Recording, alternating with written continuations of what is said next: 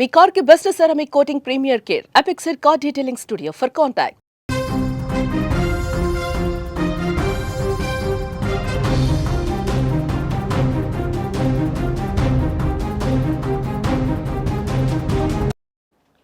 విశ్వనగరం హైదరాబాద్ ఇప్పుడు విష వాయువుల నగరంగా మారుతోందా?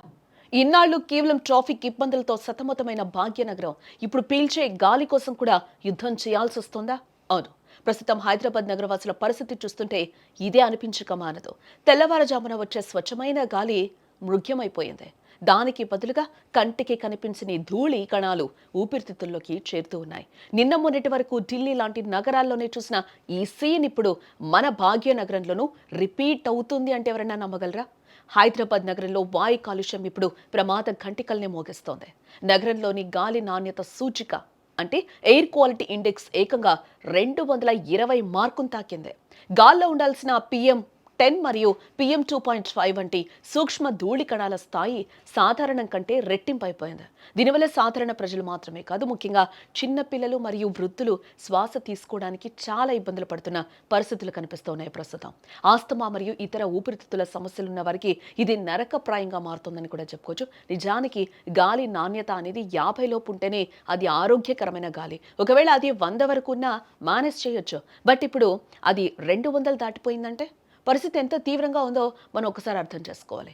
నగరంలోని బొల్లారం, పటాన్చెరు వంటి పారిశ్రామిక ప్రాంతాలతో పాటు సాఫ్ట్వేర్ హబ్ అయిన HCU, రద్దీగా ఉండే సోమాజిగూడ మరియు జూ పార్క్ పరిసరాల్లో కాలుష్యం గరిష్ట స్థాయికి చేరిందని సెంట్రల్ పొల్యూషన్ కంట్రోల్ బోర్డు గణాంకాలు అయితే చెప్తూ ఉన్నాయి. అలాగే సనత్ నగర్, మలక్పేట్, నాచారం వంటి ఏరియాల్లో కూడా పరిస్థితి మరింత దారుణంగా మారుతోందని కూడా చెప్తూ ఉన్నారు. పారిశ్రామిక వాడల నుంచి వెలువడే పొగ, వాహనాల రద్దీ వల్లే ఈ పరిస్థితికి ప్రధాన కారణమని JNTU పర్యావరణ విభాగం అధికారులు అయితే చెప్తూ ఉన్నారు. రానున్న చలికాలంలో కాలుష్య తీవ్రత మరింత పెరిగే అవకాశం ఉందని కూడా నిపుణులు ఇప్పటికే అంచనా వేస్తూ ఉన్నారు.